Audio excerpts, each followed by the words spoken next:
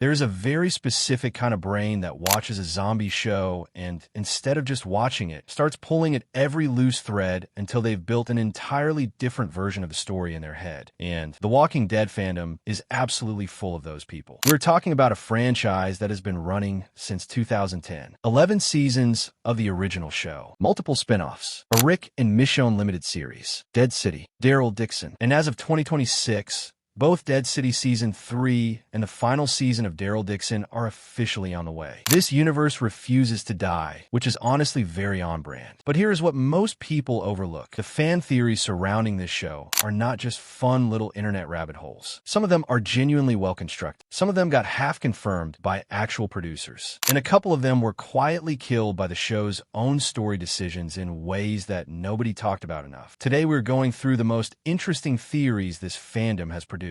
Not to just list them, but to actually pick them apart and figure out which ones hold up, which ones are cooked, and which ones are still very much alive. Let's get into it. This one has been around since literally episode 1, and it never dies. The basic idea is this. Rick Grimes woke up from a coma and walked into a world that does not make any logical sense. What if he never actually woke up? What if every single thing that has happened in this franchise, all 11 seasons, all the spin-offs, all of it is just a fever dream playing out in Rick's unconscious mind while he lies in a hospital bed somewhere. The version of this theory that gets really specific is where it maps Walking Dead characters onto real hospital staff. Herschel is a senior doctor. Maggie is a young nurse. Daryl is another patient in a bed nearby. Carol is a surgeon. Every person Rick interacts with in the apocalypse is just a version of someone he heard speaking around him while he was unconscious. Here is the thing. This theory has been addressed so many times by the people who actually make the show, and they keep finding ways to not fully kill it. Robert Kirkman, the creator of the original comic, debunked it directly on Twitter years ago. He wrote that Rick is not still in a coma. The events of the show are definitely happening.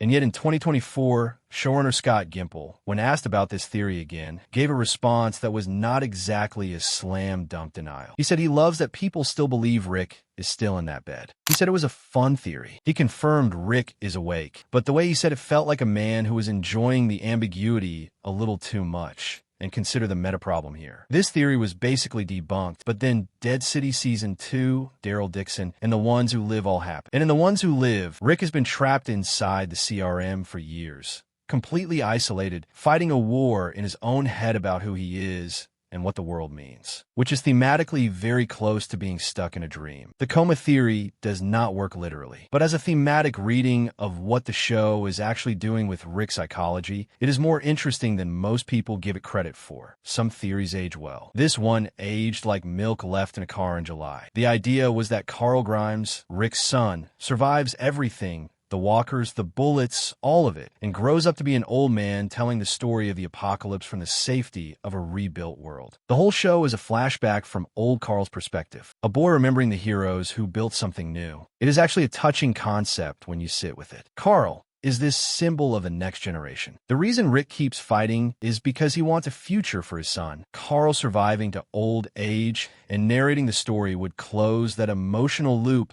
in a really satisfying way. But then the show killed Carl in Season 8. Just killed him. A walker bite. Carl Grimes, the character this theory was built on, died before the show ended. And if you want to feel the exact moment a theory gets deleted in real time, that episode is it. What is interesting, though, is that IMDb ran a piece noting that even after Carl died, the fan community pivoted. Some people argued the immortality angle now applied to Rick instead. Others suggested the narration conceit could still work with a different character. The theory refused to die even when its main character did, which says something about how emotionally invested people were in the idea. This is where things get genuinely fascinating. Back in Season 2 of The Walking Dead, Daryl Dixon is going through a bag of drugs that belonged to his brother Merle. And inside that bag, eagle-eyed viewers spotted a very specific detail. Blue meth. Not just any meth. Blue crystal meth. The exact signature shade that Walter White produced in Breaking Bad. Now, at first pass you might think, okay, that is just an Easter egg. 2 shows on the same network. The writers are having a little fun. But then the theories started stacking. In Season 4, Daryl is talking to Beth, and he describes a drug dealer he knew. A small white guy who once pulled a gun on him and said, quote, "I'm gonna kill you." To Breaking Bad fans, that profile matches Jesse Pinkman almost exactly, including the specific way Jesse used to talk. Then the question became, are these just fun references, or is there something more here? So fans started asking the creators directly, and the answer they got at San Diego Comic-Con was not a denial. Producer Gail and Hurd told a fan that the zombie apocalypse was caused by, quote, "the meth from Breaking Bad, for sure." And Robert Kirkman responded by saying, "That is canon. It is confirmed." Now, to be fair, both of those statements were made with a clear sense of humor attached. They were not formal announcements. But here's the thing. Neither Vince Gilligan nor any Breaking Bad producer has ever denied it either. Gilligan actually said he loves the theory when asked about it. The showrunner of Fear the Walking Dead gave a loosely affirmative response when pressed. What the full theory proposes is that Walter White's blue meth, in its most refined and widespread form, was either the direct cause of the zombie virus, or at minimum the trigger for the breakdown in infrastructure that allowed the outbreak to spread. The chemicals involved in the mass production of this drug contaminated something. The chain collapsed. The world ended. Both shows are on AMC. Both have writers who clearly know about this theory. And the people behind these shows have never once said it is not true. That is not a coincidence. That is a long game. Most people look at Negan and see a villain who is violent, charismatic, and committed to a very specific philosophy of power. The saviors, the rules, Lucille, the whole performance. But one theory suggests that the performance is the point. The idea is that Negan before the apocalypse was not what the show implies. In the comics, he was a schoolteacher and sports coach. In the show, that backstory is left mostly vague. And this theory fills that gap by suggesting he was a con artist, a manipulator, someone who had spent years reading people, building personas,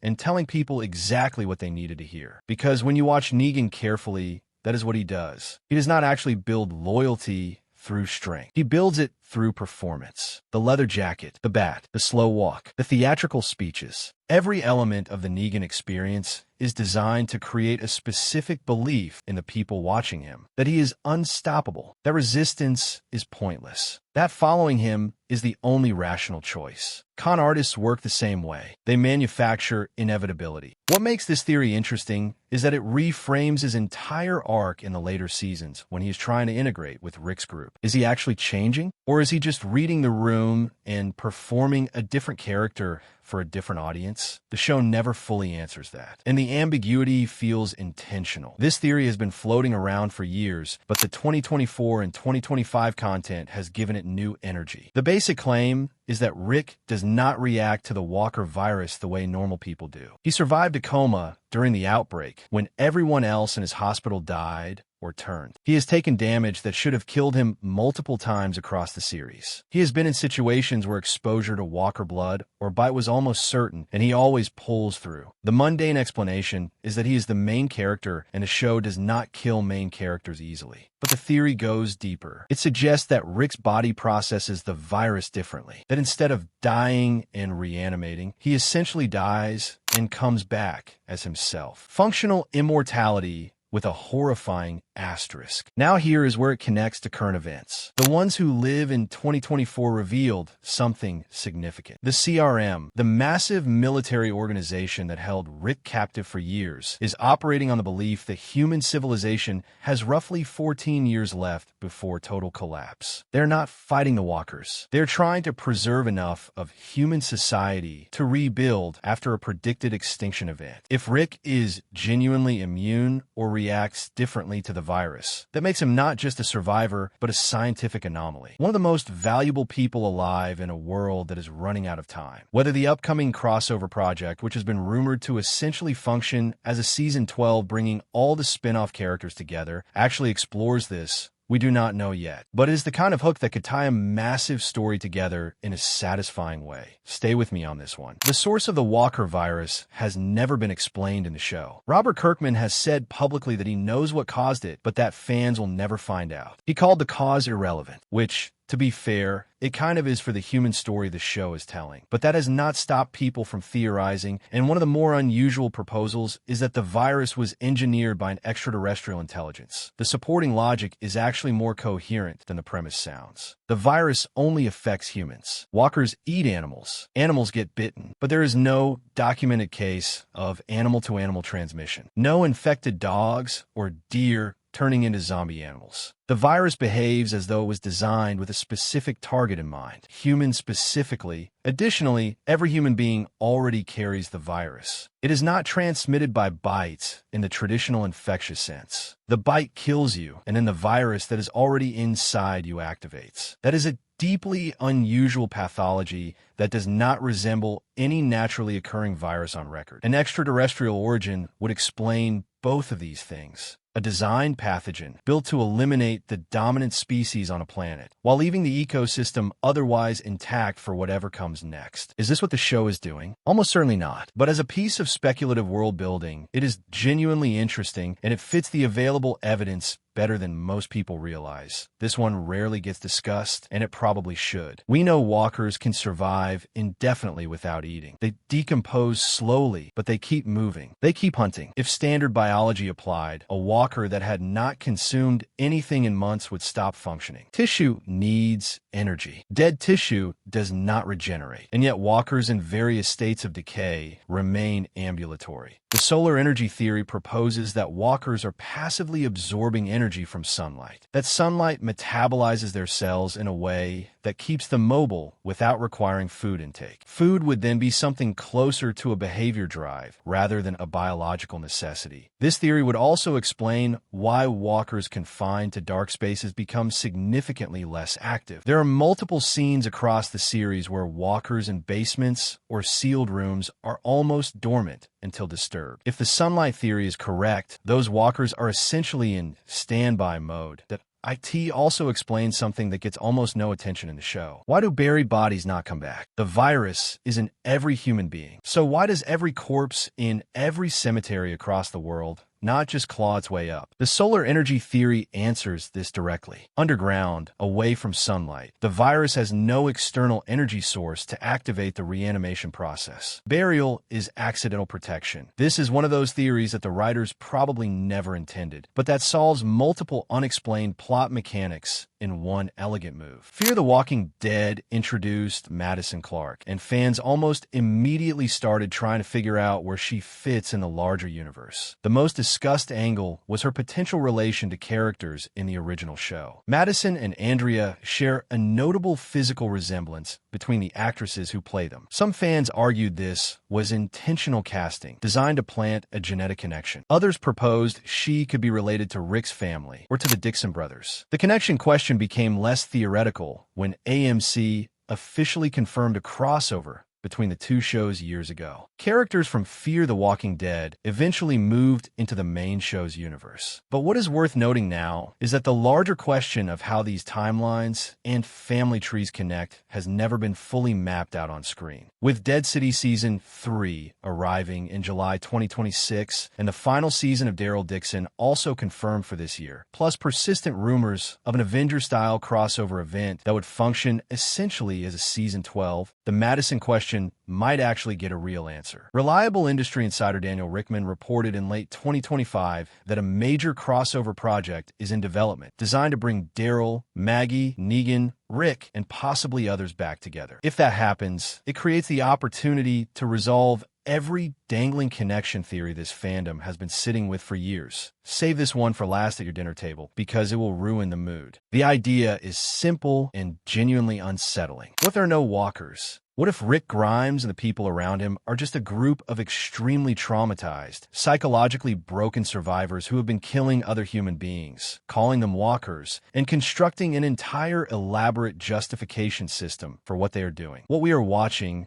according to this theory, is the world as it looks through their collective delusion. The walkers are people. The communities they raid and destroy are ordinary survivors. The violence is real. The ideology around it is invented. The piece of evidence that gets cited most often is from Season 5 when Tyrese is dying after a bite. As the fever sets in, he hears a BBC radio broadcast in Andrew Lincoln's actual British accent, not Rick's American one. The broadcast is describing Rick's group's actions, not from the perspective of heroes, from the perspective of observers reporting on attacks. Could that have been the reality trying to break through the delusion. The show frames it as a hallucination. But hallucinations in this kind of storytelling often reveal things the character cannot consciously acknowledge. This theory does not have any creator support, and it is intentionally designed to be unfalsifiable within the show's logic. But that is also what makes it linger. It reframes every scene of violence in the series in the worst possible way, and once you see it that way, it is hard to unsee. The Walking Dead has been running for 16 years now,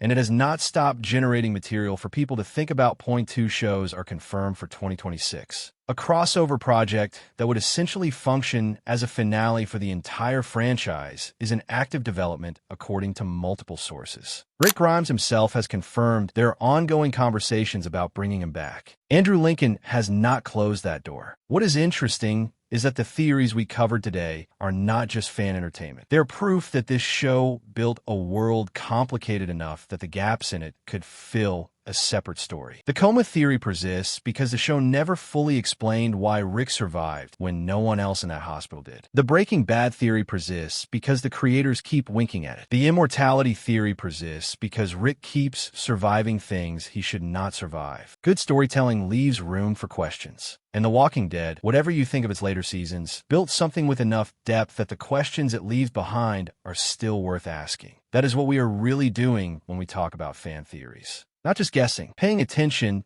If you have a theory of your own, drop in the comments. The best ones get their own video. And if you're new here, subscribe. There's a lot more where this came from.